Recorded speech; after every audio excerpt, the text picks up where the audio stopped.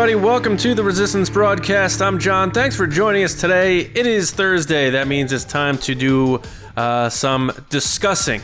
We're going to talk about Star Wars trailers, mainly in light of the fact that the Mandalorian trailer finally came and went, and we've all kind of speculated about it and let it breathe a bit.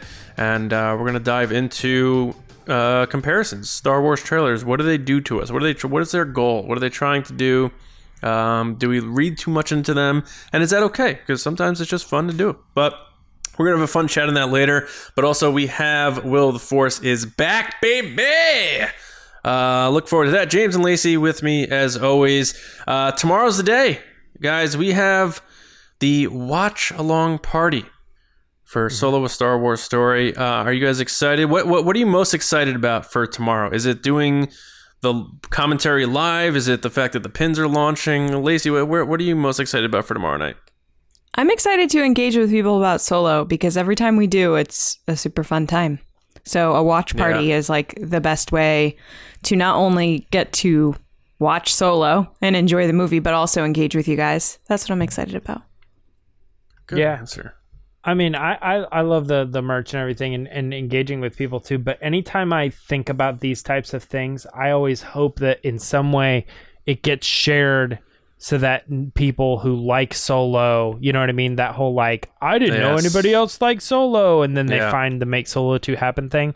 Yeah. So like, I know like we're always kind of asking to like and share and stuff like that. But I think like if this, you know, kind of movement and this whole like hype of like we like Solo, we want to see Solo happen and stuff. I mean, this is a really good time to try to get your followers to become more aware of the Resistance broadcast and what we do. So I'm always hoping that we're going to have people kind of be like stumbling upon the video, like in the sense of like, oh, what is this? Oh, it's live. I'll check the live broadcast, see who's out there. People? There's a Star Wars thing. Oh, this is cool. It's like a Solo thing. This is cool. Right. I'm hoping for stuff like that. That's my no, you guys make great points. I am excited to obviously just do the commentary first and foremost, because this is the one that's been on my list for a while. When we started the Patreon, like, oh my God, that's so far away, and the fact that it's here is all thanks to our Resistance officers, our patrons who signed up to get us to this goal. So first and foremost, thank all of you. But yeah, like Lacey said and James said, just interacting with the people who know us. And then on the other end, interacting with new people. Spread the word. It's really important. I mean, for us, of course, because we want to grow our audience, but also just the communal aspect of Solo, and the whole purpose of the Make Solo 2 Happen thing is to galvanize people in support of that movie. And I feel like the movement has been growing. We've noticed that on the Make Solo 2 Happen days. And tomorrow's just a celebration of that, an extension of that, and to have fun. So tomorrow night, 8:45 East, right here if you're watching on the YouTube channel. If you're listening, just go tomorrow night to youtube.com/Star Wars Newsnet videos, and you'll find the stream there. We're going to be watching it on Disney Plus, and then use whatever other device you'd like to watch along with us on YouTube. And the live chat will be open, so you'll be able to interact and engage with everyone there in the live chat. And if you'd like to be a part of the commentary and have your comments featured on screen and read by us, you can use the super chat option there to be a part of a permanent staple in our commentary, because this commentary is going to live on the channel beyond the live stream, and also the audio version is going to be up on Patreon too. But it's the 2-year anniversary of Solo hitting home video. It's a 2-year anniversary, unfortunately, of Make Solo 2 Happen. So we're hoping there's not a 3rd anniversary of it, but we're going to push on because we believe in it, and we think there are stories to be told there. And at least from my perspective, it's something I really hope happens, because I just love Solo more and more. But yeah, tomorrow night. So spread the word, tell your friends. We're going to have enamel pins launching tomorrow. If you are a patron of the Resistance broadcast, we're going to post there an hour early a link for you guys to get an early opportunity to pick that up, because we only have a limited supply of these. So if you are a patron, you're going to get an opportunity to get those early. But then when we go live with the stream, we're going to make that available for everyone to purchase at our Teespring store. So we're excited about that. And then, of course, all our Make Solo 2 Happen merch is going to be 10% off. But all in all, it's going to be a great time celebrating Solo. Come watch with us tomorrow night, 8:45 on our YouTube channel. And bring your friends, tell your friends, let's have a good time. All right, so that is that. James, you want to kick this episode off with Old Faithful, Will of the Force, Chirrut Imwe. I fear nothing, for all this, as the Force wills it. All right, guys, Will of the Force is back. It's actually been a couple weeks since we've done this. I think we did one with the Force last week with Ming. Will It was awesome, by the way. Yeah, absolutely. So great guest, great show. If you missed it, please go back and check it. Check it out. Will of the Force is one of our favorite segments that we do. One of the reasons that we do that is because some of the questions are able to be submitted by our Resistance officers. So if you guys don't know what that is, how do you become a Resistance officer? Head over to patreon.com/resistance broadcast, and at tier 2, with the $5 tier, you get all the stuff with like access to all the extra videos we do, the polls and the bonus questions, the Jonas bonuses, the Q&As, all that other stuff. But one of the benefits you get at tier 2 is that you're able to submit questions and topics to Will of the Force. And that's when you're at the major level. So shout out to all the majors and anybody above. And speaking of people above, we always give a shout out to our Resistance Generals, which are our top tier patrons.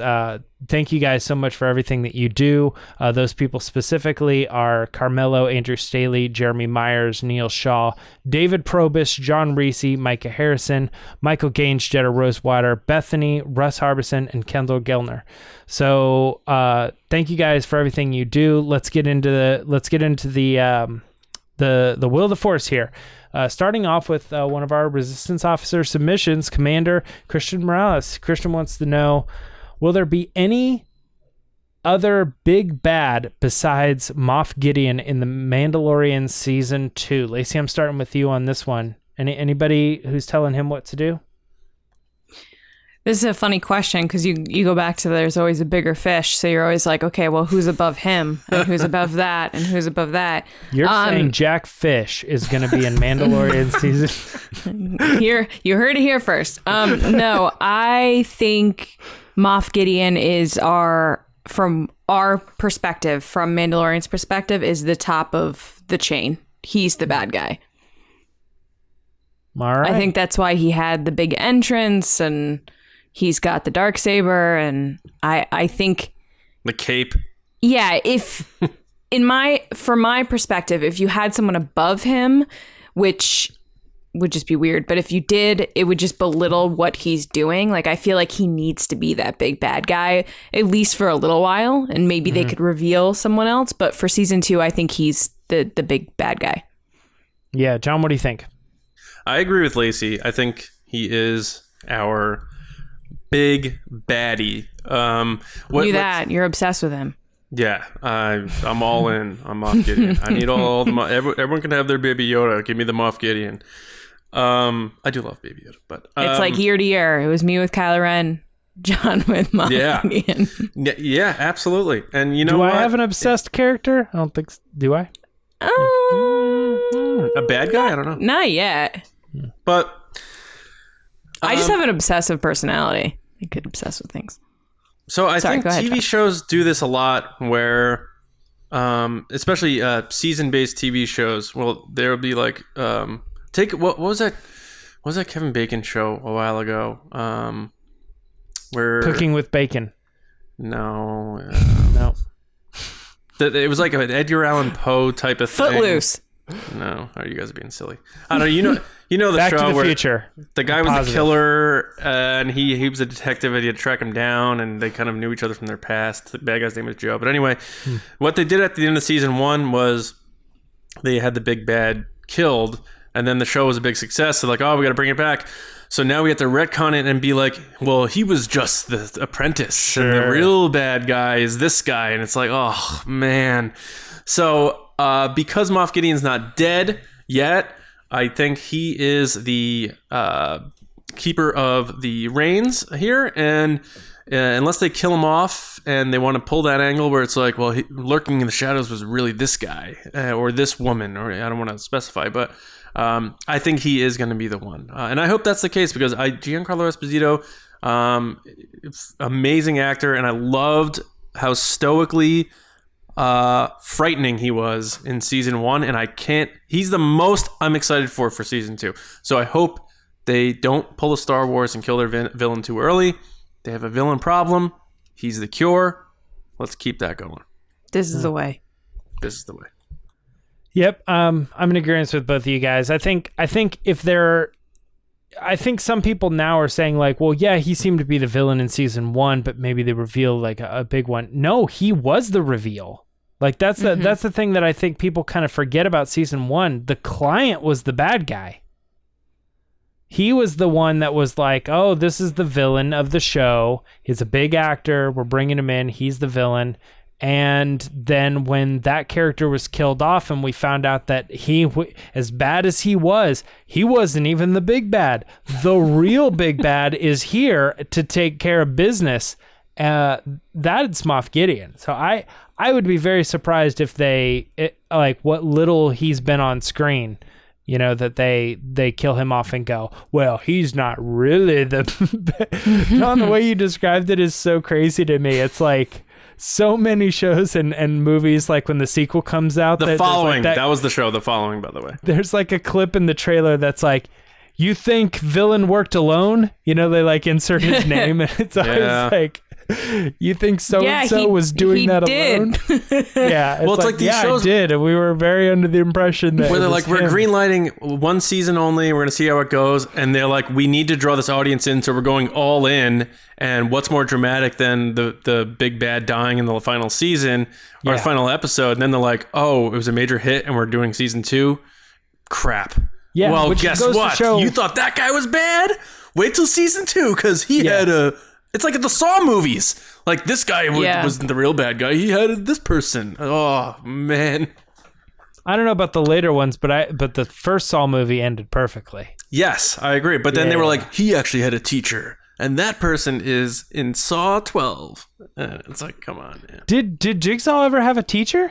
I think one of the last things I could be wrong. The second one, they had the girl that was the student. Right. I think in one of the later ones, they had someone... I don't think there was anything above him. He was never I could be making this up. And correct me in the comments. I don't care. I think in one of they tried to bring it back again in like a Saw 8 or whatever it is, where they infer that he learned this from someone else. I could be wrong on that. It's like Saw Legacy, one of those dumb subtitles, like Saw Genesis. There was Saw Jigsaw. Retribution, Saw It, Not Gonna See It. I don't know. Yeah. Did you ever... Jigsaw... Go ahead, James. Jigsaw was the one where like he died a long time ago, but people thought he came back or there was a new person. Yeah. But all the traps in the new movie were traps that he set that were still happening and still in motion or something. Like Did you guys ever see... So there's a couple videos that like over the past, I don't know, 10, 15 years that have come out on YouTube and stuff that I'm just like, I always think of and I just laugh at.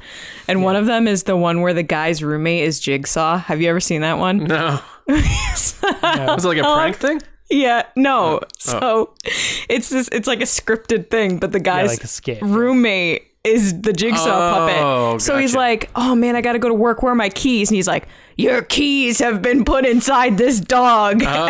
You need to use the ice cream scoop to get it. And the guy's like, come on, man. And then he's like, he's going in the bathroom and he's like, where's my phone? He's like, your phone is inside of a sock, inside of the toilet, which the whole floor is covered with razor blades. And it's just link me to that. Send it's me just that. Disposable razors. And the guy's like, you gotta send me that. Don't forget he's to send in bed. He wakes him up. He's like, surprise. It's just the word. So good. I don't know why we're off on a tangent now, but that actually, your story, your little like YouTube video reminded me of a short film I made with my friends where my friend was sitting on the couch and he picks up a Yoo-hoo bottle and he looks at the bottle and it says shake it. Like it actually says shake it. Yeah. But we added the word or else. And he's like, he looks at it weird, and then he like just takes the cap off and drinks it. And then I walk into the room and hit him with a baseball bat. Oh my God, James! That's the end of the clip. That's all it is. You come it's up only behind like him a and say, minute long, but it's like everybody that I knew that saw it like thought it was really funny and shared it and wanted to like. I don't know. He's like, it's the best part is the puppet just does this every time. He's like, and then razor blades. So good. Nice. All right, next question. After that. Will Jigsaw be the new... No. Right. All right. Will Luke Skywalker appear in any way in The Mandalorian before the end of its run? Wow. Luke Skywalker potentially showing up somehow within The Mandalorian. John, you're going first on this one. What do you think? I'm going to say no. No? Okay. Yeah, he probably will, but I'm going to say no. Because The Mandalorian needs to stand on its own, man. Mm-hmm. Like... The whole idea behind The Mandalorian was that it's its own story away from the Skywalkers. And if they're just going to be like, just kidding, here's Luke to help out or like make a cameo. Like, I don't want that. As fan servicey and cool as it would be to see Luke Skywalker in a T-65 cruising up or a de-aged Mark Hamill or something. I don't want it. I'd rather not get the fan service that I want. Part of me right here is like, yes, give it to me. I want it. Do it. Yes. Mm-hmm. Then the other part's like, no, you stop it. Stop it right now. Stop it with the Skywalkers. So it's one saying, marshmallow now or 2 marshmallows later. It's that maybe. I don't know what that means, but maybe. Okay. You don't know what that means? Okay, never mind. Why don't you tell me some more? I don't know what that means, but... Don't know what that means, but I like it. You like my s'more joke? No? I'm going to say he will not. For those Okay, reasons. Lacey, what do you think? What do you think? James, why don't you mellow out? No, you're supposed to... Baby Yoda and I say no. Okay. Luke Skywalker. It's his show. He says it's enough. It's my show. That's a good point. Yeah, for the same reason Sean said. No, it's his show. Oh, just because it's Baby Yoda's show. Gotcha. Yeah, this is the way. Okay. Yeah, I think that's right. That he will not show up. I think that if they were gonna do it, that it wouldn't actually be him. They would mention the name or something like that. And I think just being like, it would just be too much. Yeah, I think just by mentioning the name or something like that, people could get that fan service. But to actually try to pull something off where he's there or like even like a hologram or something, I think they shouldn't mess with it. Like imagine he rolls up on him in like an X-wing and then he's like, oh, hang on a second. Yeah, Leia, I told you I'll be there in a little while. And then it's like it's like, or it's like, all right, Han, hang on. I'm dealing with a guy who looks like another Boba Fett. Scoundrel. And you're like, Boba Fett, where? And just like, oh God, what happened? What happened to Mandalorian? Yeah, I mean, I think it could be cool if they did something. I mean, I know it would kind of be eye roll, but I think like it's one of those things. Like if they handle it the right way, we'd all be like, that was pretty sweet the way they connected that together. I don't think that they will. But, you know, if Mandalorian is talking to someone over a communicator and you just think it's a regular conversation, but then you're like, wait a second, and you like recognize that's Harrison Ford's voice. You know what I mean? Like they're just playing this off like it's a bounty hunter, but we all know, you know, or something like that. Man. Yeah.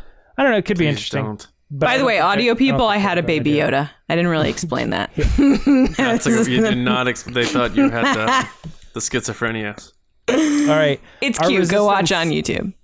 Our resistance officer, Commander Danny, wants to know, they submitted this question, will we ever see Thrawn and the Chiss-species get their own series in a live action or animated format? Lacey, this is bouncing back at you first. Biggest Thrawn fan, right? Thrawn. No. Mandalorian and Yon. Grand Admiral Yon. Yes. I like that. I'm pretty sure John said that and I just stole it from him, but it's okay. Okay. Anyway, I feel like this is one of those rumors that came out recently that people were like, Thrawn's going to get his own show and it's going to have Ezra in it and all such. Like, I don't know. I feel like Thrawn's got enough books. I don't need any more Thrawn stuff. And this is going like only based on what I've read as excerpts from Thrawn books. Yeah. So no. So no. Okay. They will not. John, what do you think? Yeah, I mean, I think we'll see a live action Thrawn at some point. I don't think he's going to get, nor will the Chiss get their own show. I think there's something a little too wooden with that species and the characters we know from that species and how they operate to carry a show on their own and make it entertaining and fun and engaging. I think it lives well in the books. He can appear somewhere, but to carry it, I don't see that happening. And I don't see Lucasfilm finding a situation where they're like, this is the show out of the 10 that this is what we have to do. I don't think that's going to happen. And then you have the other side of it where Timothy Zahn's not going to be writing the Thrawn show. So then they're setting themselves up for hate by saying, we're making a Thrawn show.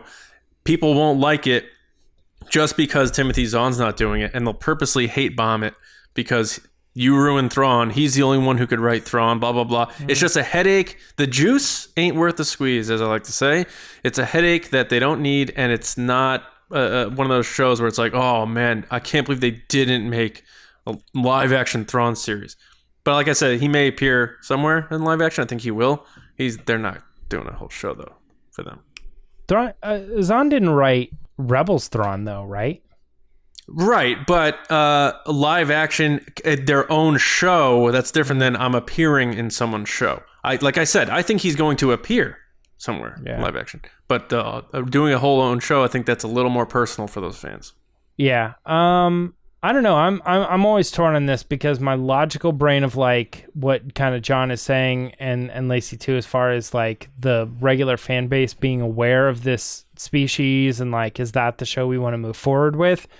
That makes a lot of sense in like the real world. But when I read the books, you know what I mean? Like Chaos Rising is awesome. And I'm like, I cannot wait to see this world explored. And I still like, I have this picture in my head of what the live action Thrawn show would be. And I'm like, this is amazing. Like I would absolutely love this. I would love this so much more than Mandalorian right now. Wow. Yeah, just because that's a bold statement to make. That is. Yeah, I mean, say that to his face. To me, like I love the Mandalorian, but think if the Mandalorian was like, you know, he had a couple books and stuff, and like I don't think people would be like, you're gonna make that your live action show, a character from a couple books, you know? Like I think when you look at like what the show is, it's cool. It's from a very personal level, but I think the Thrawn is a little bit more of that Game of Thrones epic world building. Like they live in the unknown regions. These are their planets, that war-based space battle type stuff. Like and it all feels very like cold procedural, kind of like what's that?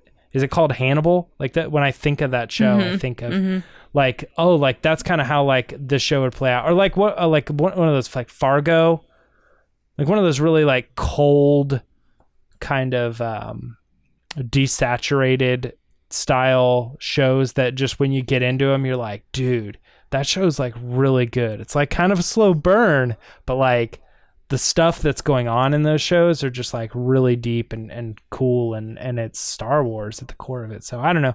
I think that's Thrawn. So I want it to happen. I'm gonna say that it isn't, but after all that. No, I know, because I think you guys are right. Like I think it's a hard sell to be like, well, that's the show we're gonna do. But I think like it would be great if they did do it. Although I agree with most Star Wars, if they choose anything in Star Wars and they do it live action, there's going to be a reason it's going to be good.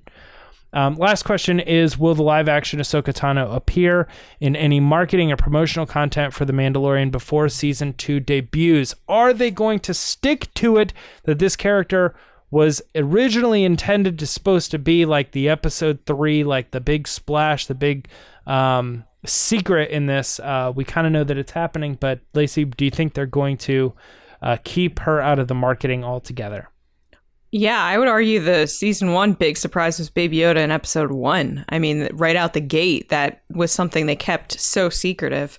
But yeah, I think they will not have Ahsoka appear in any marketing or promotion. I think she's going to be the And I say this with a caveat of, or caveat, whatever, of they might show her back. Like, I said this with the Rise of Skywalker trailer before it came out of, you're not going to see Palpatine's face, but you're going to see his back. I could see them doing that with her so that it gets that speculation going and people get pumped. But I don't think you're going to see her face in marketing. I think they're going to keep that as a surprise because she is such a beloved character that they want to give it time. They want people to be surprised when it happens instead of sitting there picking apart what she looks like before the show even comes out. Yep. Yeah, I agree with that. Yeah, I got to listen to you because you were totally right on the Emperor stuff in episode 9, like as far as like how they handled his reveal and all that. So it's just the easiest way to reveal a character without showing them is their back. Yeah. With their voice. Yeah. Yeah, I don't know. I actually think if I were to take it a step further, though, I do think that they'll probably just keep her out of the marketing altogether. But John, do you think that they would be risking something by not putting like one of their bigger reasons to watch a show, like a big Jedi aspect? The show doesn't need that. This show didn't even need a trailer. It really didn't, yeah. This show is tell people when it's coming out and you're getting the viewers. I had 4 coworkers send me this trailer when it came out. Have you seen this? I was like, come on, guys. It's the #1 streaming show. It's the Cheers of its generation. You don't need to sell Diane's return. Like, this isn't one of those things. And the fans who know, quote unquote, know that Ahsoka's going to be in the show don't need to be revealed, don't need her revealed to entice them. And the fans who don't know probably don't know the character very well. We're talking about like your casual fans who love Star Wars. They're going to watch Mandalorian, probably don't know much about Ahsoka Tano. If you showed her in a trailer, they'd be like, I don't know what that is. I don't, whatever. Oh, Baby Yoda and Mandalorian? Cool. I'll see you October 30th. So there's no reason to put her in the marketing. I would respect them if they didn't do it and stuck to their plan, which all indications from what I understand was that she was supposed to be an in-show reveal. I don't think due to trade leaks or wherever the leaks came with this that she's going to be in the show. I don't think that's going to force their hand to be like, all right, well, now we'll show her first. I think they're going to stick to their plan and leave it kind of curious as to when we will see her. And also that element of we haven't seen her in live action yet. So even if it's the back or something, I think they want to save that as a one of those. Remember the first time you saw Ahsoka, it was in the show. It wasn't, I saw one of her tentacles in a trailer or something. So I don't think we're going to see, even though there's been, rumors and speculation that they filmed stuff for, marketing, whatever. I do not think we're going to see her in any promotional or marketing material for the show. Yep. All right. Did we agree on everything technically then? Maybe. Wow. That's pretty wild. I was probably the closest to a stretch on that last one. Like 3 buddies sitting around a fire roasting some marshmallows, James. Marshmallows? 3 buddies. I love that you're like, who would like with their friends be like, hey guys, you want to go do s'mores tonight? You want to go do some s'mores? That's a famous test. You tell the kid they can have the marshmallow now, or if they wait, they can have 2 marshmallows later, and then they leave the kid in the room, and then they test whether the kid is gonna eat the marshmallow or not. No, never seen that. No. I gotta try that on Johnny now. Bathroom full of razor blades. Yeah, exactly. That's it for Will of the Force this week. Thanks to all the Resistance officers who submitted questions, and hopefully we get some more in the future. All right, John, take us into the discussion this week. You alluded to it. Let's talk about it. All right, let's do it. It is time for the discussion. Are Star Wars trailers a lot of simple tricks and nonsense? Obi-Wan once thought as you do. Star Wars trailers have their own genre. In this day and age, fans obsess over trailer release dates, and then once the trailers finally arrive, we dissect them frame by frame and speculate until we can't speculate anymore. And then we speculate more. But do Star Wars trailers really tell us that much, if anything? Let's compare the new trailer for The Mandalorian to the trailer for Season 1, even other recent Star Wars trailers of this era, and have some fun with it. Did we really find out anything? Are Star Wars trailers better when they leave us asking more questions than when we went in? What we had going in, or is it better that they help us put puzzle pieces together? So, I'm gonna start this off with the idea that, especially these types of trailers, which are more teaser based, and I don't think we're gonna get another trailer for season 2 at this point, being that we're so close. There might be TV spots. Yeah, you'll get spots. That will probably be very close in footage as this. The purpose isn't to tell us a lot of things, and I think the idea with these Star Wars trailers is to have us ask more questions, because that creates more discussion. And when you have more discussion, you have more debate, and with more discussion comes more free marketing, because you have people asking questions and talking about it. So that's my perspective there. I love the speculation stuff. The other day, or whenever it was, by the time this airs, a week ago, whatever, when that trailer came out and everyone was all amped up, fired up, and speculating away, I didn't see a lot of people tearing other people's ideas down or anything. It was just kind of like this fun thing, like, oh man, imagine if this, what if that's this, or what if that's this planet, whatever. And like, we put up our poll on the Resistance Broadcast Twitter, like, do you think that ice planet is Ilum? And 52% of the people said they think it is. 36% said not sure. 12% said they passed out when they watched the trailer. So I just think it's the last thing we have for Star Wars fans that people always unite over. Even the Rise of Skywalker final trailer, everyone was in love and they thought it was great and they were so excited. It's a sacred thing to me that preserves fans being cool about Star Wars. I think it's a very special in a bubble moment. Let's say it's not going to, but let's say Mandalorian season 2 stinks and tanks. We're always going to have that moment where the trailer came out. We saw Baby Yoda hit the thing and him hide in his little dome. We saw Mando kick those guys' butts. All that stuff. That's frozen in time. And that's how I look at the old Star Wars trailers for TLJ, TFA, The Rise of Skywalker. Those things are always preserved that way. That's how I handle these trailer things. So I think they are like simple tricks and nonsense, but it's okay. Like the first trailer for one of the first trailers for the first season, they showed Mando with that old Western thing where he has his hand on his gun and you saw someone on the other side of him. We know now that that's, I believe was Grief Karga.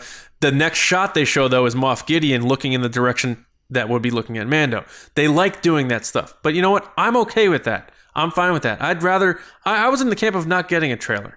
So I am okay with them fooling us and tricking us and just making us ask more questions. But that's just me. Some people like more and they like the information. So I don't know where you guys are with. Go ahead, James. No, I mean I'm in agreement, and I don't want to come into this discussion and make it seem like I'm dogging on the Mandalorian season 2 trailer. I liked it. I enjoyed it very much, but it is kind of one of those things. I went back and watched the season 1 trailer. I'm like, season 1 trailer's better.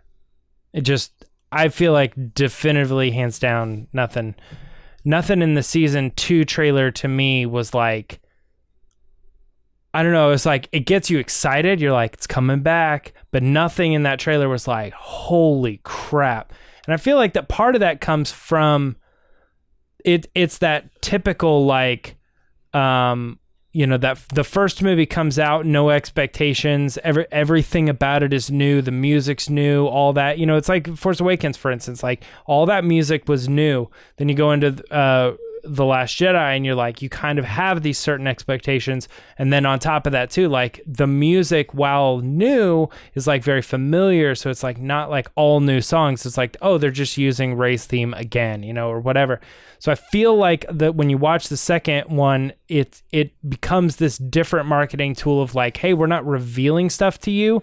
We're just kind of showing you a couple scenes to remind you that it is in fact happening and that the cool stuff is hopefully coming later in the show. But like for instance, it's off the top of my head, like the first trailer, it showed us it showed us like this character with a bandana on the speeder bike, and you're like, oh, that's cool. I've never seen speeder bikes like that before. The second trailer, we're back to stormtroopers on the speeder bikes. It's like, okay, You know, we've seen this. We've seen this.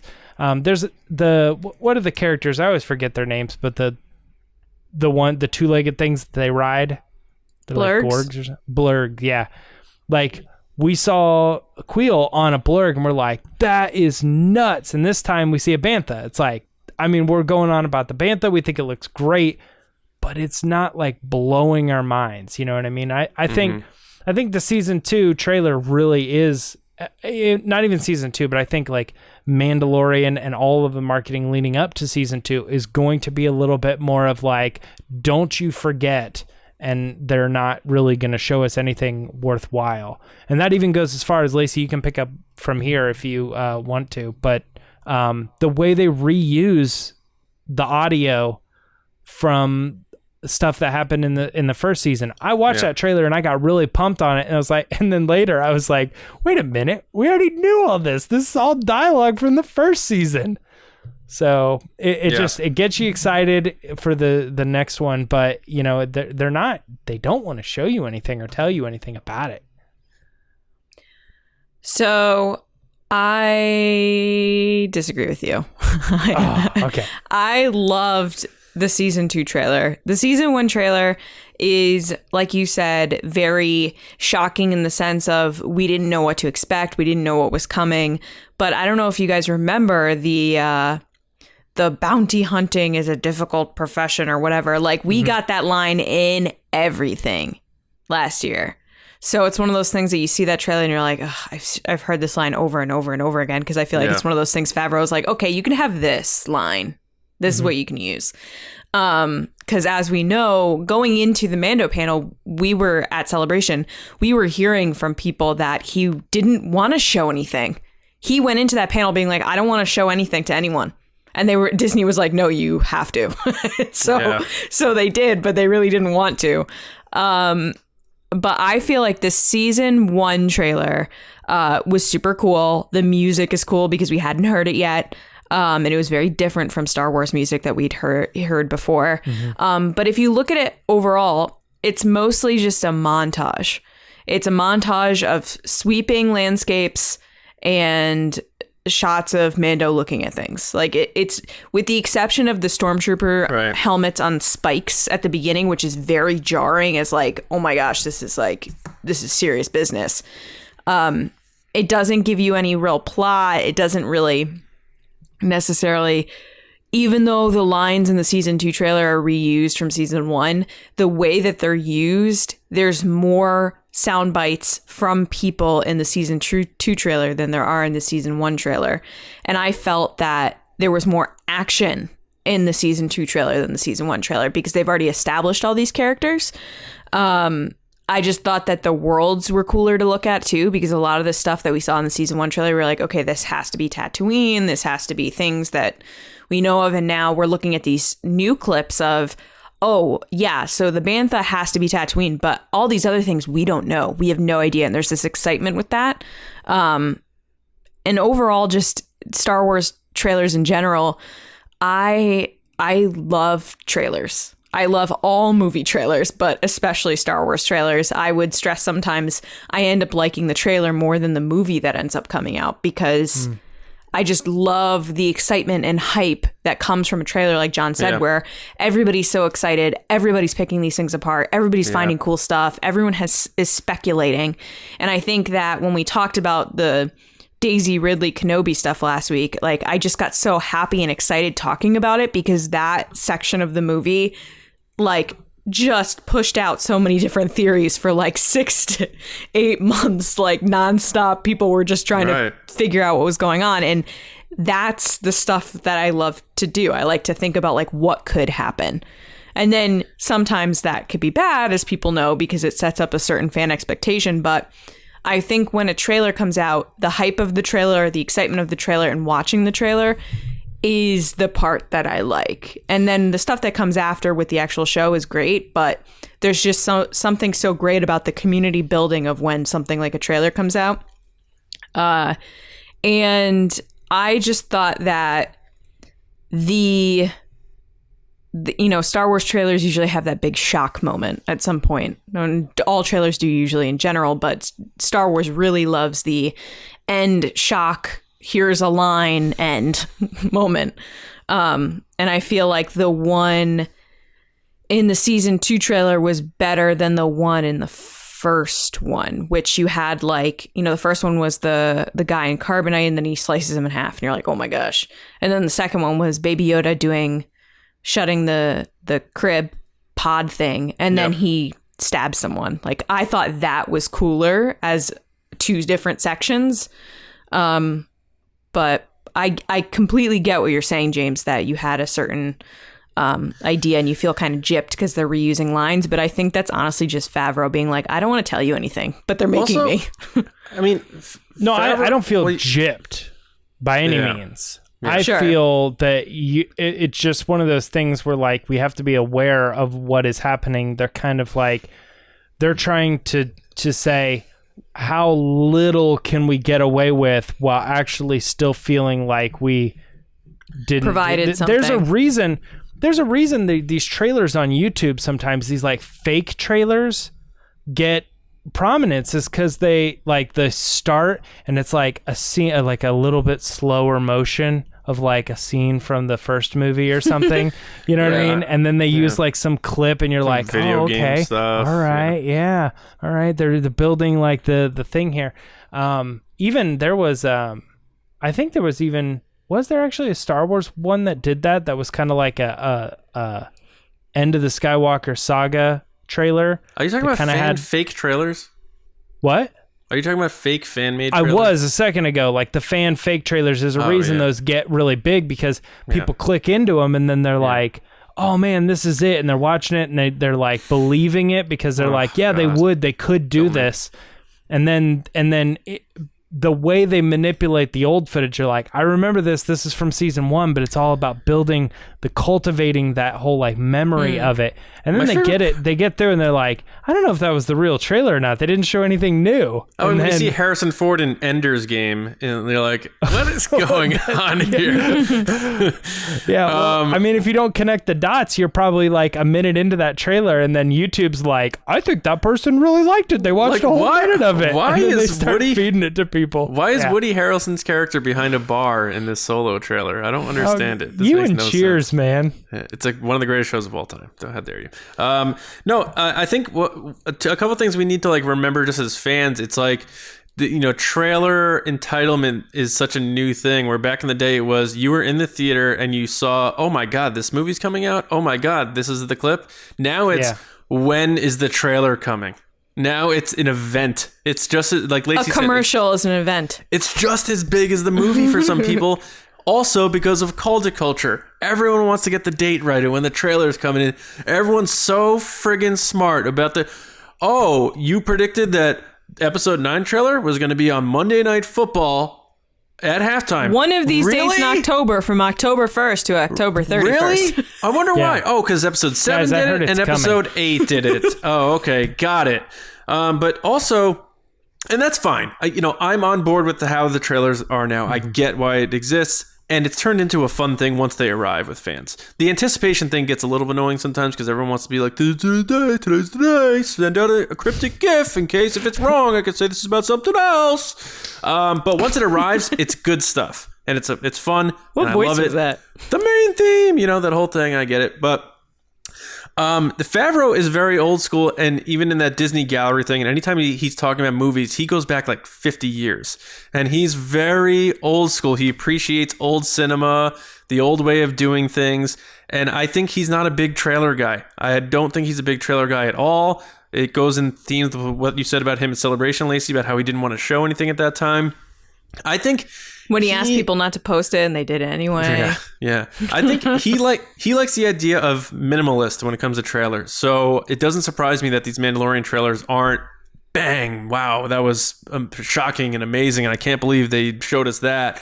I think he wants to savor, he likes the element, he likes theater. He likes the element of surprise. He wants it to be the main event when you see the real deal. He doesn't want to show you what's going to happen in a preview. He wants to show you when you're watching the full final deal. And I respect that. So I think for this series, at least this series, as long as Favreau's in charge, we shouldn't expect big things from Mandalorian trailers. I just think that's Favreau's style, and honestly, I like it. And then the other thing, the music. I know, Lacey, you were bringing that up before. It's funny because we use the music from the first Mandalorian trailer as the opening for the Mando fan show, but it's not in the show. It's like, it's new music and it's different, but it's not in the show. And I think that's the same thing here. I think this stuff that we're hearing, this brooding, this ominous stuff that we're hearing for this trailer is not going to be in the show. Kind of like... Woo. That's the main theme, so that's different. But I know. It's like the John Williams stuff at the beginning of the Last Jedi trailer that everyone loved. That's not in the movie. That type of stuff. So I mean, I have YouTube videos where the Solo stuff was weird. Yeah. The music from the Solo that too. trailers. Yeah. But like, I will rewatch these videos just to see like the music and hear that music. Like, John, you're famous. Like, the main theme thing is like that song obviously isn't in the movie, but like there's something about how they like move into this emotional, and then they build this piece up, and then they move it to the next thing. That even those pieces of music and those things are like so crazy well put together, and they're not even like John Williams. They're put together like by these trailer companies and stuff. But it's like how they weave together those musical pieces all to make all of the emotions come out is like just so crazy that they almost like in a way become like more emotional because they can hit you hard in like 3 minutes. Do you guys think everything that's in this trailer is going to be in this show? Because I could be wrong, but I think everything we saw in the Mandalorian trailer season 1, footage-wise, was in the show. So do you think everything we're seeing here is going to be in the show? Yes. Okay. Yeah. I think it's different than a movie. They don't have all this extra content, I don't think. I tend to agree with you there. So I was just curious where you guys were at with that. I wonder if especially because Deborah Chow agrees. has said that before, that they have a certain amount of time to shoot episodes, that they're not wasting time. Whereas they said in the gallery series that with movies, they can just be like, okay, we need 3 more days shooting this. Like, you don't have that with a TV show. You just got to keep moving along. Right. And this show has been a very smooth production. Even in the COVID era, they finished filming before the shutdowns and all that stuff happened. And there weren't a lot of, reshoots that happened after principal photography. Right. Whereas with Rogue One, you had the famous TIE fighter shot, and that's not in the movie. And that was the biggest takeaway from the trailer for a lot of people was, wow, right face to face with a TIE fighter. The shot of her in the hallway with the lights going on, that's not even in the movie, guys. That is behind the scenes. They turned the lights on, and Gareth said, this looks cool, let's shoot this. It's not even in the movie. Yeah. So actually, I'm glad that you guys brought this up, because I planned on trying to weave into this, because I understand the mentality of feeling like you got ripped off when you see those clips in like the Rogue One movie. You see Saw Gerrera and he's like bald. And, what I mean? And then the movie is all his hair and stuff. So it's like, it's crazy. Like, I feel like I understand the mentality that you feel like you were sold something that you were not delivered. But I for the same reason we were talking about that music, I love it. I love it so much. I love that those scenes are in the trailer and they're not in the movie, because I felt like it was like kind of the best of both worlds. Because most people will look at a trailer and they say, we've said a couple times on the show, Mandalorian doesn't even need a trailer. Well, first of all, yes, it does, because of marketing and money and other reasons like that. People outside of Star Wars that were like, oh, Baby Yoda. You got, if you think that a thing doesn't need it because it's going to make the money either way, that's wrong. You absolutely have to market a property no matter how big it is. So they're going to release a trailer. But the thing is like, a lot of people don't like the trailers because they want to get it when they watch the show. So they feel like the trailers are kind of spoilery. So I feel like what could potentially be a little bit of a middle ground is shooting footage specifically for a trailer that is like, this is what it looks like, this is the tone, this is the world, here's some of the characters, but like, don't get hooked onto or feel free to speculate. Some of these shots are in the show, some of them are not, being kind of upfront about that. So you think some of the shots in the trailer are not in the show? No. I don't. I'm 100% with you. I feel like all of them are there, but I do feel like when you watch that Rogue One trailer, we thought that was going to be the movie, and then we went in and we were like, oh, things are different, and there was like this extra element of surprise. Like we knew where this was going. That TIE fighter was going to pop up there any second, and then we're so thrown for a loop when it didn't happen, where it felt new and fresh and cool. And then at the end of the day, you still get to walk out of the theater. That scene still exists. You can still look at it and see it and be like, that's crazy. Like, what a good shot. So I feel like we got both. And I don't know. I disagree really with like that. the idea. Oh, really? I really like the idea of like watching a movie. I mean, to me, I know it's kind of crazy, but imagine like if all the promotional stuff for Endgame was like all exclusive to the trailers and the marketing. They're like, nothing you see in the trailers are actually in the movies. We're just pumped to get you back into the theater, but you can watch all of the trailer, all of the marketing. It will spoil nothing. We guarantee it because none of it's in the movie.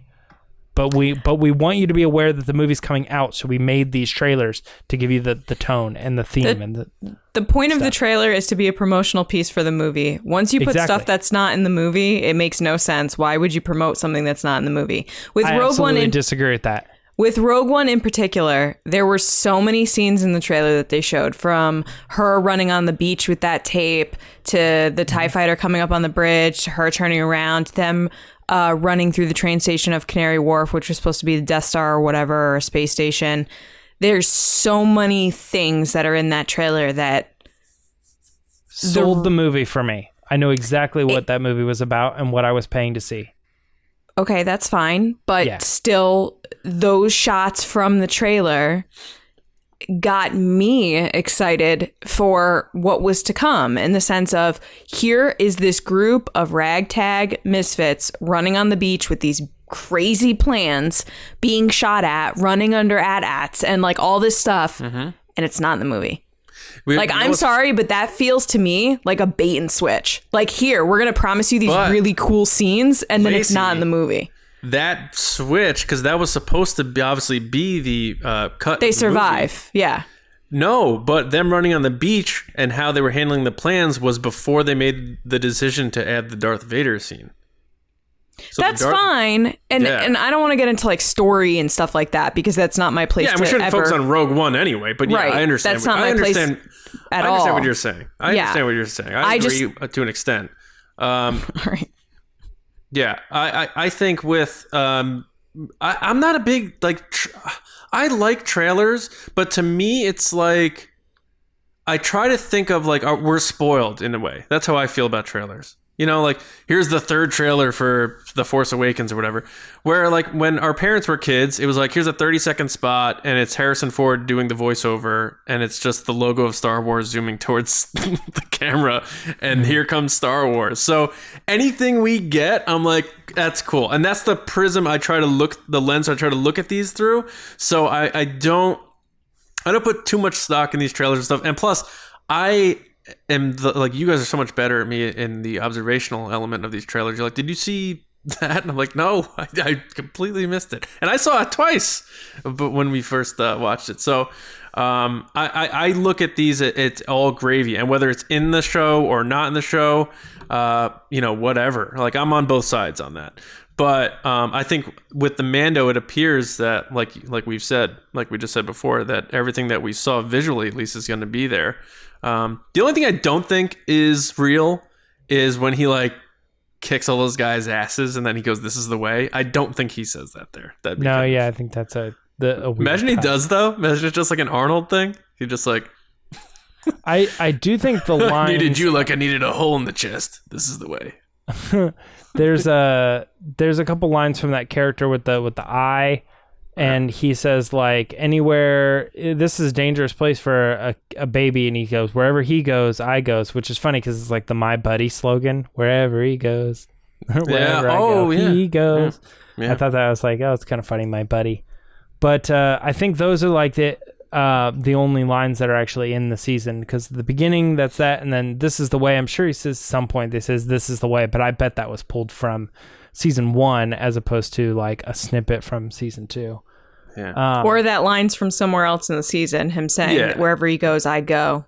Because all he says is, I know, and then the guns get turned on him. He doesn't show him yeah, saying it. Certainly. Yeah. Yeah. A lot of people were... and so the subtitles revealed that guy's name. Yeah, I saw that too, but I didn't bother to... Like Gork Haresh or whatever it was. Yeah, I remember. And it's funny, like, remember how we joked about how Disney Plus had a different length of time for the episodes than on different apps, particular apps? That's not a joke. That's a fact. They actually have different times for the mobile verse. So the subtitles on YouTube had this guy's name spelled differently than the subtitles now that the trailer's on Disney Plus. That's because different people handle different things.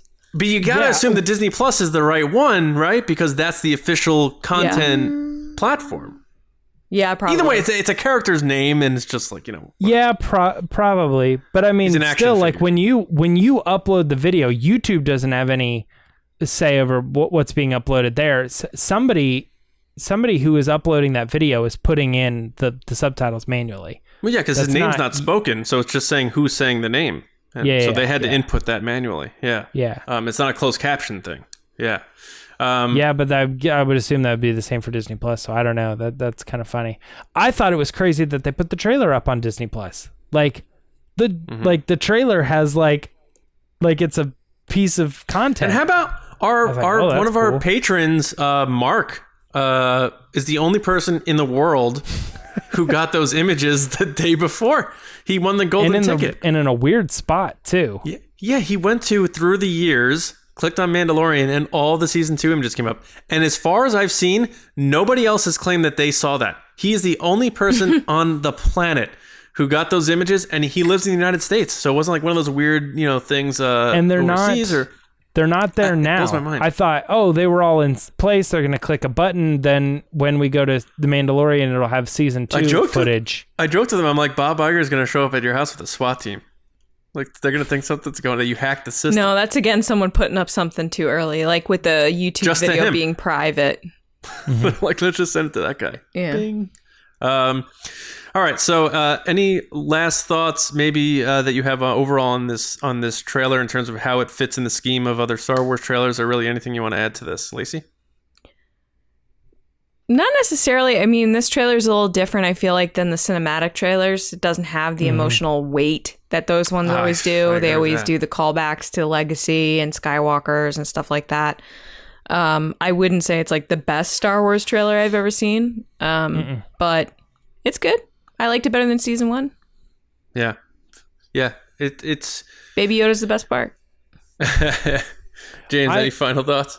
I definitely think you're going to see those types of trailers a little bit more when you get into like the final seasons, like season 4, probably. Yeah. You're going to get these more cinematic trailers that are like, we've been on this journey, to get to where we are, and you're going to be like, dude, even something as silly as like the Rebels, like later stuff, that they were kind of edging them as like, this is the end of the Rebels journey kind of thing. And you're like, these are big emotional trailers with big cinematic music. What if the final trailer for The Mandalorian, like, how they always do the text like in between shots, and it's, instead of saying this is the way, it says this is the end, or this was the way.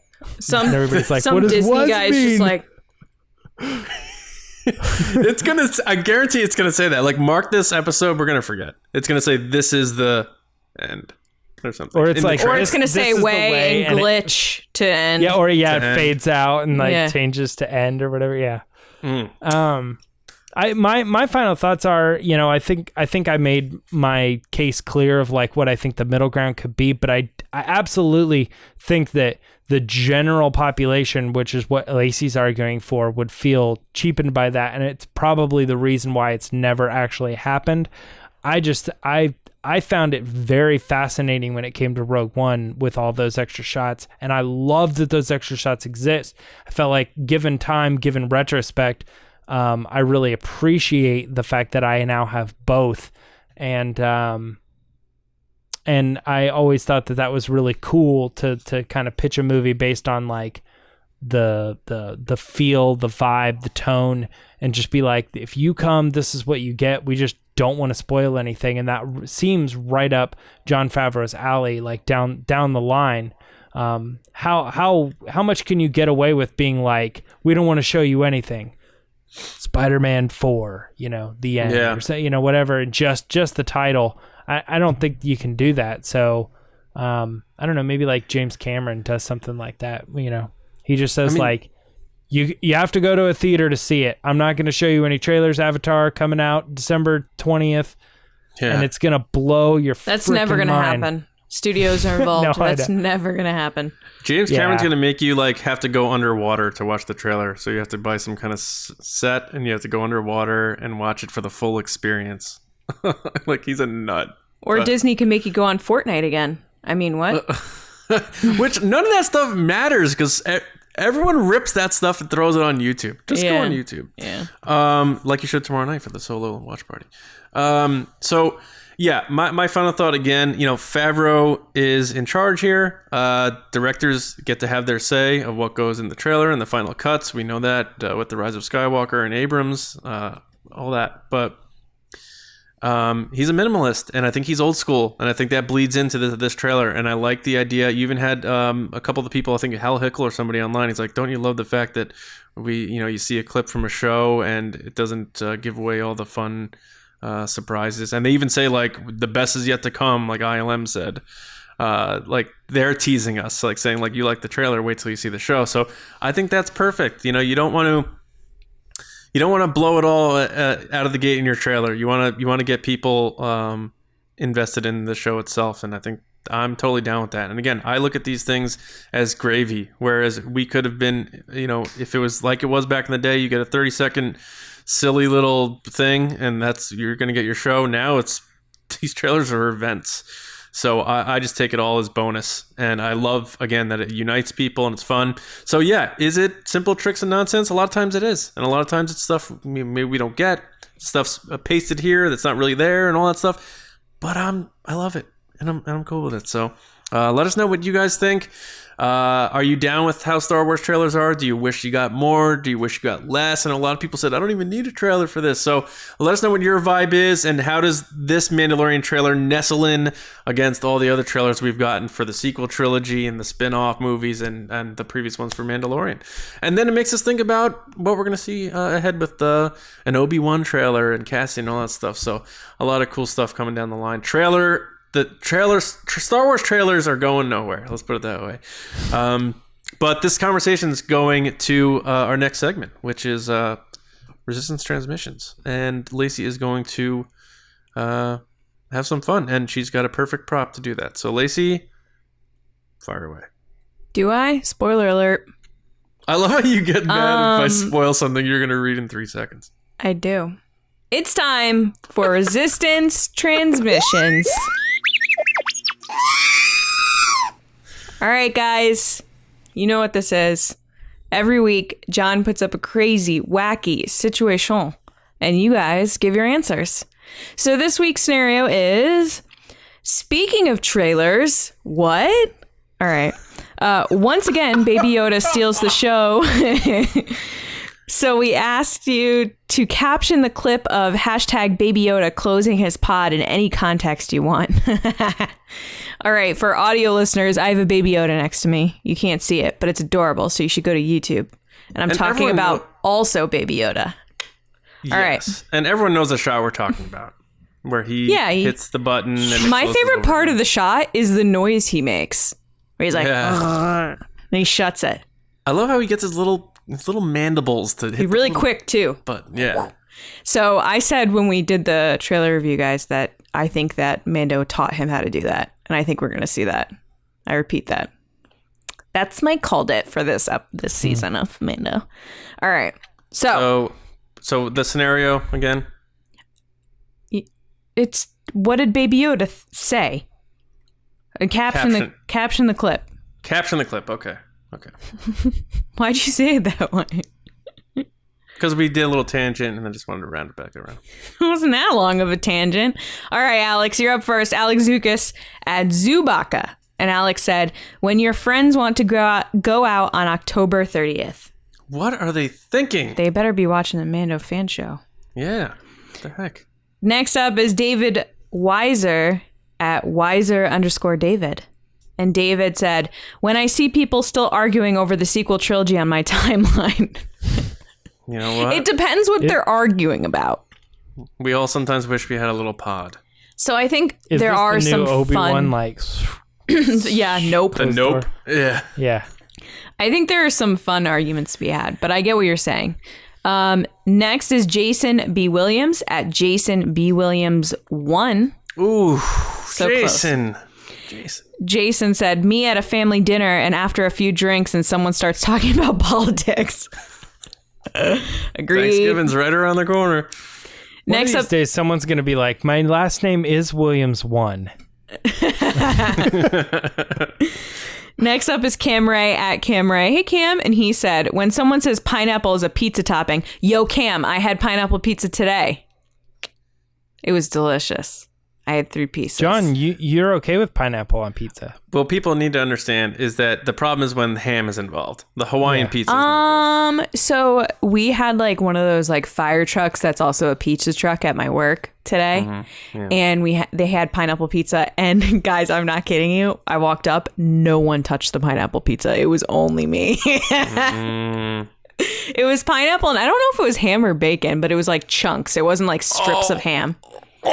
It was good. It was more of a pancetta than like ham. It wasn't like slices ham of just in general, like a ham sandwich or like ham on ham. I'm not. First of all, I'm not a big ham person. If it sneaks its way into an American combo, I'll eat it. But I never put ham. I never like select ham. You don't like ham as like a holiday dish with like No. Oh God. mustard? Oh, See, I love ham. It's so funny. Like With pineapple is like the thing to eat at So Christmas. salty. yeah, but like the controversy is the pineapple, but John doesn't like Hawaiian pizza for the wrong reason. For the reason that everybody's like, yeah, that's fine. That's not Listen, the It's just the problem. pineapple, yeah. I ain't here. Yeah. I'm not trying to bust up resistance transmissions here. But let me make this clear. I had a burger when I was on my honeymoon in Hawaii that was Kobe beef, and it had a slice of pineapple on it, and it was freaking amazing. So I'm not gonna say pineapple can't go on things. All I'm saying is Hawaiian pizza is pineapple and ham. Ham is the problem. Don't put your focus on the pineapple, people. Ham are you is done? the It's problem. funny. It's like Are you somebody so saying done? like a macaroni and cheese done. hot dog, and you're like, who eats hot dogs? It's like, that's not the point. All right. Moving on. Next is Double C at double_C_21. And he said, when my wife says, how much have you spent on Star Wars merch? Trouble. Ooh. Big trouble. Next is Todd DeGrossier at Todd Knows Best. What up, Todd? Todd said, when Mando tries to feed you something other than chicken nuggies or frogs. I love that. By the way, so I love that of all the things that have kind of transcended The Mandalorian, obviously Baby Yoda is that thing that like everybody knows what it is. And specifically chicken nuggies. Like him getting chicken nuggets is the thing that everybody knows about because they ordered dinner this past week at my work for a bunch of people and someone had wrote like, I want chicken nuggets, and someone sent a Baby Yoda meme. And I was Where like, did that come from? I think there was a song someone wrote, like a parody song about getting chicken nuggies or something like that. Oh, wow. I mean, I just always felt like it was all part of of the like meme culture. In fact, I even saw one that was recently that was like getting excited about Mandalorian season 2, realizing we're gonna get another like couple months of people making stupid chicken nugget memes and stuff. And chocolate milk, Like, yeah. Next up is Ricky Heart emoji. Ricky at SithMaster097. Ricky, that's a really strange, like, heart and then Sith Master. Wondering about that. All right. Unless you're Kylo Ren, then it makes sense. Okay. He said, when Anakin Skywalker walks into the room with his lightsaber ignited. You better close that pod, boy. Next up is Steve Semple at Semple_Steve. And Steve said, Luke, when he's asked if he French kissed Leia. Oh, gosh, he didn't. Didn't we just have this conversation not too long ago? There was no tongue in that. All right. Anyway, Kylo 10 at Fulcrumandor says, when James gets asked about Obi-Wan. It's so true. Always starts with, Wasn't here's the thing. Wasn't Ashley the one who asked you about it at our panel at Celebration, I think? So it was her. Yeah, I think so. Yeah. She's like, why don't you like Obi-Wan? And James was like, I gotta go. So Ashley, way to bring it. I had to put it in. Way to round it out full circle. James is that person at the party that when someone asks that, like Ashley does, you're just like, oh, hey, someone's calling me. I gotta. And you just like. James is like, I need to refresh my Pepsi. I'll be right back. You guys don't even know the half of it. Like, so I'm just like scrolling Twitter and I see things where like people are talking about Obi-Wan and like they're like very notably talking about how he failed, but then like the end of the sentence is like, which is why he's awesome. And I'm like, are you kidding me? I love Obi-Wan. You guys are insane with your fandom of this character whose arc is that he failed. So basically, he's bad Jedi. Her comment That's is the perfect, point. is what you're saying. He's What? GOAT. Her comment is perfect, is what you're saying. Yeah, exactly. Just shut the egg. Let's move on. All right. Next up is Adam Odell at Odell Adam. And Adam said, when you're seeing a movie by yourself and you run into a group of friends, and you run into a group of your friends right after you bought a giant Bavarian Legend pretzel. Honestly, accurate, because it was so embarrassing because I didn't know what I purchased. Adam knows how to get on the show. And you know what? Before people criticize me or say, how did you not realize? I don't get receipts. I just hand over my card, call it a day, and move on. And if anybody ever goes out with me somewhere, you'll see it. I'll be like, I don't need a receipt. And I'll move on. I do that all the time. Yeah.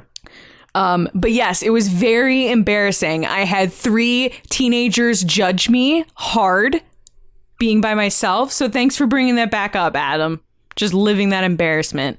It's like that thing that you drive to work in the morning and you remember something that embarrasses you. This is my thing. I bought an app today. I did the whole Face ID thing or whatever, and it like wrung me out. And then I'm like, wait a minute. Well, did that cost money? I didn't even think about it. Did that cost any money at all? That could have been like $20. I have no clue. And the problem is, I'm looking at you, Apple. They don't tell you what apps cost after you buy them. You have to go look at your receipt. I don't think there's any other way to find it. If you guys know a way, put it in the comments. But yeah, it drives me nuts. You can't just go back and look at an app that you've purchased to see how much it costs like today or when you bought it. It's impossible. They should have an app that tells you. They should have an app that delivers me soft pretzels. Does not exist yet. All right. Next is Luke the Force Ghost at Uncle Luke's Ghost. I love that he's Uncle Luke's ghost because Uncle Luke was a terrible person, basically. Yeah. All right. He said, when your roommate wants to borrow your laptop, but you need to delete your internet browser history first. He goes in the pod to clear his stuff out, and then he's like, all right, there you go. Oh, man. That's it. You got to make that move quick. Yeah. Otherwise, you get in real trouble. All right. Nothing's worse than when you Getting to know clear really quick. Yeah. All right, and last but not least is Skywalker, Skye Walker, at Dog Skywalker. That's funny. And they said, when you Google Chris Evans with safe search off. Look, poor Chris Evans made a stupid mistake, and I love that everyone came to his aid and just continually posted pictures of him being wholesome with sweaters and with dogs. Yes. So that was really nice. Yes, very nice. I'm sorry that happened to you, Chris, but it did come across my timeline, so I'm sorry about that. Anyway, guys, if you want to be on the show, make sure to follow us on Twitter at RBATSWNN and look out for the scenario every week that John puts up, usually Tuesday or Wednesday, and give your answers. And that's it. And if you have any soft pretzels, send them my way. Back to you, John. Well, I want to thank everybody for listening or watching and being a part of the TRB family. Make sure you do subscribe to us on YouTube, which tomorrow... YouTube? 8:45. YouTube? What's that? It was like almost a sneeze, but doesn't have... YouTube? YouTube? Do you know what's funny? Earlier today, I sneezed so hard that my arm hurt. Oh, wow, you're old. Yeah, that's happened to you? No, I said, wow, you're talking old. to me? Yeah, James said, oh, yeah. I heard yeah. you, Lacey. I heard you. Yeah, occasionally I've had sneezes where like something internally just is painful, and I'm like, I wish I could get rid of it. Like I sneezed so hard, and I did this thing where I put my shirt and I sneezed down here because you don't want to, in this era, this day and age, you don't want to be shooting your sneeze out there. And then my arm was like, so I don't know what happened, but anyway, It's a weird conversation. Tomorrow night, 8:45, the Solo watch party, Solo A Star Wars Story. We're going to be doing our live commentary on our YouTube channel. So go to youtube.com/Star Wars Newsnet videos. Again, 8:45 East. We're going to watch on Disney Plus, and we're going to have a timer on the YouTube, our YouTube stream, showing where we are in the movie. So if you come late, you can pop it on, get to that spot, and join us. And we're going to be launching our Make Solo 2 Happen enamel pins, which are going to be on sale for $12 in a limited supply. So make sure you get one of those. And all of our Make Solo 2 Happen merch is going to be 10% off tomorrow. And we're bringing back the red variant shirt too, for that special occasion only. So if you wanted one of those, tomorrow's the day to do it. But more importantly, again, it's all about Make Solo 2 Happen and having a good time. So we're going to stream Solo, and we hope you join us in the live chat. And if you want to become a part of the commentary and get your comments read on the show by us and featured on screen, we have the super chat option for you to plug in there. But make sure you do subscribe to the channel and also on our audio platforms. We're now on Amazon Music too. So if you want to follow us there, bing, go to your Amazon, look us up, follow us, get us up on the tops of those charts. But also, of course, SoundCloud, Spotify, who we love, Apple Podcasts, anywhere you get your podcasts. Of course, every day, please go to StarWarsNewsNet.com to get all of your Star Wars news, your reviews, your editorials, all your Star Wars information, and more. And if you just want any of our stuff, go to teespring.com/store/resistance broadcast. You guys can find me on Twitter at Johnny Hoey and StarWarsNewsNet.com. James? You can find me on Twitter and Instagram at Myra Trunks. And if you're watching on YouTube, like this video. Leave a comment. And comment with, I want to say Bavarian Legend. Have we done that yet to end the show? No. I know we're not at the... Let's do what we were talking about before. Not really, but comment with Kylo is an overrated character. Oh, jeez. Just kidding. I'm just kidding. Lacey, what... Why are we lying? Lacey, when you're bringing the truth, where are you doing it? On Twitter and Instagram at Lacey Gillerin. Okay. And I post cool stuff like my awesome cereal that I got from General Mills. Oh. It was super cool. Nice. I also ordered a box to share with John separately from that, so I'm not totally Well, we're mean. gonna make some content, I think. We're gonna figure it out. So yeah, we're gonna need some cereal. But so what's our secret code word then? Well, I don't know if it's a code word, but it is a code, and it's TRB, and you can get 10% off at jewelrybrands.shop. Yeah, Boom. So if you want something for the Solo live stream, you're not going to get it in time, but if you're feeling it and you need some dice, you've always wanted them, or you want to get some stuff for when Mando comes back next month, jewelrybrands.shop. TRB at checkout, you get 10% off. Legit. Their stuff's really, really cool. And I'm not just saying that.